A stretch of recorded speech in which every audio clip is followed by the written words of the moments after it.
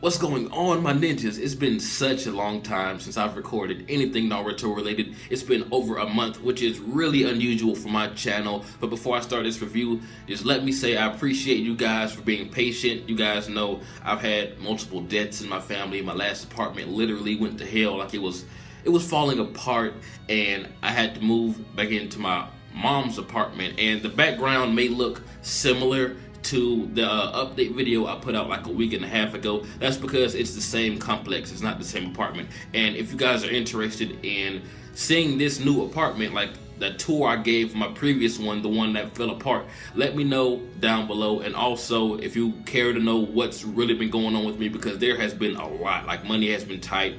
Like I said, some people have passed in my family that was like a complete shock and just threw off everyone. And there's just a lot has been going on with me, but I appreciate you guys for being patient and sticking with me. And I don't have Wi-Fi yet. I will not get Wi-Fi until the 10th of this month, which is just like a week and a few days from now, because I literally just moved into this apartment like a day or two ago. So I'm uploading this off of my data, and I don't like to do that because it's expensive as hell when you run out of data with Verizon. But I had to talk about this episode of Naruto. I said, fuck it, you know what?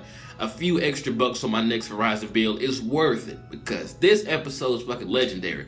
Now, as you guys know, I have been missing like at least like 6, 7, maybe 8 Naruto Shippuden reviews, which means I missed reviewing almost the entire Kaguya fight, a majority of the filler with Ashura and Indra. I've missed out a lot.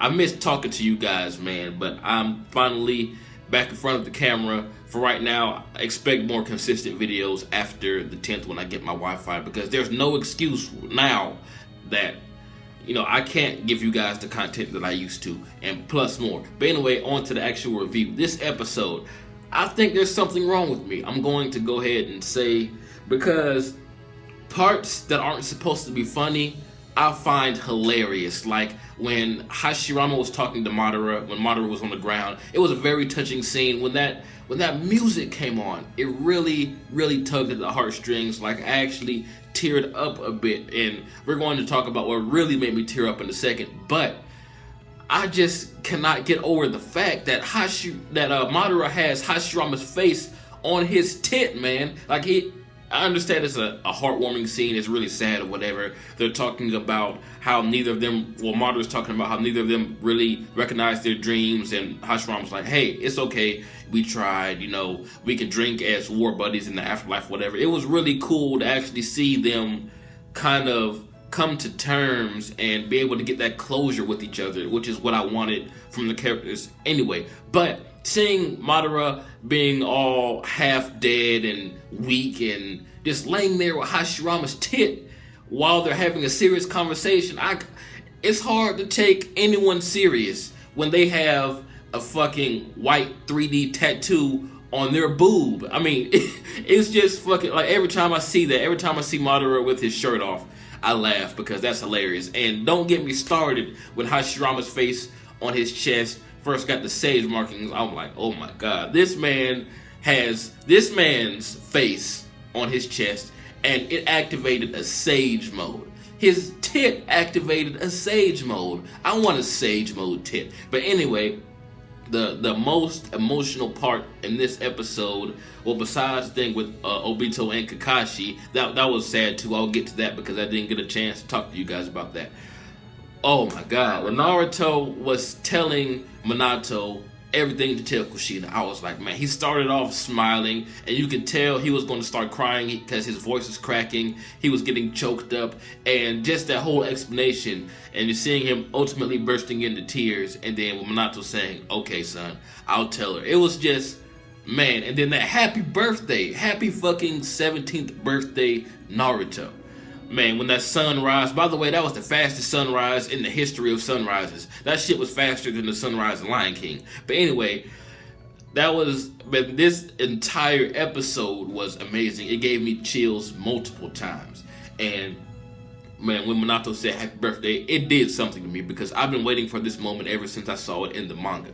It was really cool in the manga, and it was even better in the anime with the music and everything. I'm like, damn. And the thing with Kaguya, the fight in the anime was a lot better than it was in the manga, because in the manga, I think it didn't last too long. It didn't last too long in the anime either, but at least we got more of Kaguya's background, because in the manga, she literally popped up and they fought and was defeated. We didn't know anything about her. At least the anime took the time to give us the filler, which I think was pretty good actually, about Kaguya's past and, you know, kind of who she was, a little bit of where she came from. There's still some mystery surrounding that, but overall the anime really fleshed out Kaguya as more than just some random final boss. And man, another thing where I say that I find humor and stuff that I don't think I should, when Naruto picked up Kaguya's lifeless arm with Black Zetsu in it and spun it around like some Super Mario 64 shit and slung him up into the rocks, I was like, man, why is this shit so funny to me? I don't think I should find this funny, but just seeing Black Zetsu get all flustered and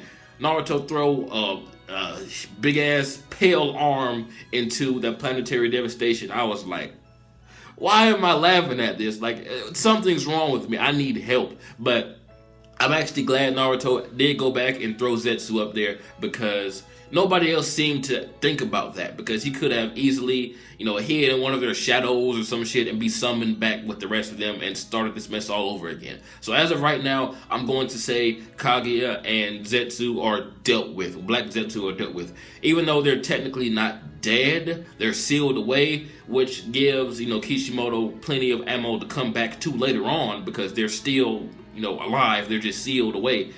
Right now, the ninja world's all happy and whatnot, and that talk between Kakashi and Obito, man, oh man, oh man, and fuck, there's just so much, there's so many feels in these episodes, in the past few episodes, and especially in this one. And Kakashi's Susanoo was epic. Don't get me started on that. Seeing him with 2 Sharingan, man, what else could you ask for in this episode? I mean, one of the final bosses was dealt with. We obviously see there's a final boss, a Gary Oak, if you will, next episode. I'm not gonna get into spoilers, you know, if you haven't checked out the preview, but Sasuke is on some other shit. I'm not going to go into what he's doing, you know, what his reasoning is, but just know that Sasuke is still on some other shit. So there's still the Gary Oak after the Elite Four, so to speak, in Naruto. So we'll get to the final boss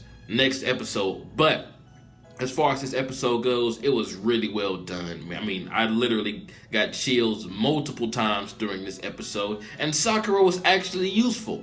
Like, I would never have thought that that Naruto and Sasuke's victory would be like thanks to Sakura, because let's get real, Naruto and Sasuke were coming in on Kaguya from both sides. If Sakura hadn't been the one to actually pound her back down into Naruto and Sasuke, then they would have missed. They probably would have gave each other an epic high five and they probably would have died or some shit. So Sakura is actually the savior of the ninja world. Who would have thunk it? But I think it was last episode or the episode before that, I didn't get to talk to you guys about that, and I absolutely love how Obito was like, okay, Sasuke, okay, Naruto, your name's Sakura, right? And that made me think, damn, even a character in the anime doesn't really give a fuck about Sakura. Like, that shit made me laugh. But anyway, like I said, this episode was amazing. Seeing the sage summoning all of the previous Kage to summon them back, and all the tailed beasts, or seeing all of the previous Kage's reactions to seeing all the tailed beasts together was pretty cool. Like, seeing exactly how impactful Naruto has been in this ninja world, and also when Kakashi reminisced on when he first met Naruto, Sasuke, and Sakura to where they are now. They've come a long way, pretty much to being, you know, immature assholes to being assholes who saved the entire world. But that big rabbit, 10 tails, disgusting thing that Kaguya turned into, it looked pretty cool, and I thought that confrontation lasted a little bit longer. I guess because I'm coming off of playing Naruto Storm 4, and that was an actual boss fight, whereas in anime, it literally only lasted a few minutes. Like, it seemed like that last half of this Kaguya fight went by like that. and I believe Kakashi got his Susanoo this episode and then lost his eyes in the same episode. So everything's going by pretty quick. Like, the animation team is really speeding up. You know, even though they put in a hell of a lot of flashbacks with Obito and, you know, Ren and whatnot, they're still like zooming past this manga content, which is okay, I guess, because the Kaguya fight in the manga was pretty quick too. But I really wish the rabbit Kaguya would have done just a little bit more, because I really like the design with the rabbit demon, because like one of the first things we were told about Kaguya is that she's like the rabbit goddess. You know, she was feared by all. So seeing her in this form, I would think would be her final form, and she would do the most damage in that form. But it was dealt with relatively quick. Like, she dealt with it herself. Like, she turned back into normal Kaguya. So I just wish that was actually a thing. Like, that was the tail beast among all tail beasts, and they just had to do some, you know, epic shit to take it out or whatever. But that's just wishful thinking. I'm trying to keep this review short because I am uploading this off of my data, which is ultimately going to cost me some money in the long run. But like I said, I can't help it, because this episode was amazing. It's one of my favorite Naruto episodes in recent memory. And that goodbye from Obito and Kakashi, it was just really cool. And I love seeing the younger Obito with the Mangekyo Sharingan activated. It just looks pretty cool. And just imagine how badass he would have been if he had the Mangekyo Sharingan at that age. I mean, he did, but you know, like if he was a good guy. I think it was last episode where Obito was thinking about, well, you know, while he was crumbling, he was thinking about what could have been if he like sucked up Ren's death and, you know, went back as a good guy and became Hokage. Imagine how badass Kakashi and Obito would be as a team at that age, like as adults. Like, I think that's really a missed opportunity, and I hope that at some point there's like a filler or like a what if scenario where Obito was good and Kakashi and the adult Obito go out on missions or something, and maybe they even activate a Susanoo together. Like, they both activate their Mangekyos and they like stand in the Susanoo together. That would be pretty fucking cool if you ask me. But this episode, man, I know I sound like a broken record, but it really gave me chills. It was an amazing episode, and I'm about to go before Verizon fucking takes my whole rent money away. Now, it's not that bad, but it's pretty bad, because I've used most of my data already catching up to other anime and, you know, other stuff on YouTube. I've been watching some YouTube videos, and I am in a tight spot when it comes to data. Like, I think I only have like 3 gigs left, and this video is probably going to take like 1 gig to, well, close to 1 gig to upload. So expect more consistent videos after the 10th. I can't promise I'll make another video until I get Wi-Fi or get around someone with Wi-Fi, but I'll try my best. And it sucks because a lot of epic stuff has been going on with Tokyo Ghoul, One Piece, Naruto, Fairy Tail. There's been a lot of stuff. Like I said, I've been watching and I'm caught up to damn near everything, which is why my phone bill is about to be sky high. But I can't promise I'll review anything else until I actually get the means to, because, you know, I have rent, bills, you know, being an adult sucks.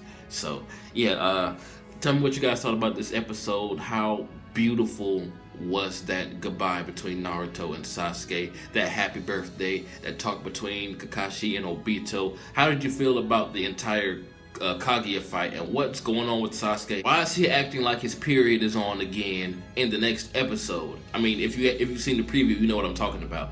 But they just pretty much fought together. Naruto and Sasuke fought together to save the fucking world. They seem to, you know, have tremendous teamwork. Like, they went the fuck in together, but now he wants to PMS all over again. But tell me what you guys thought. This has been jbDAuchiha. Like, comment, subscribe, and I'm out.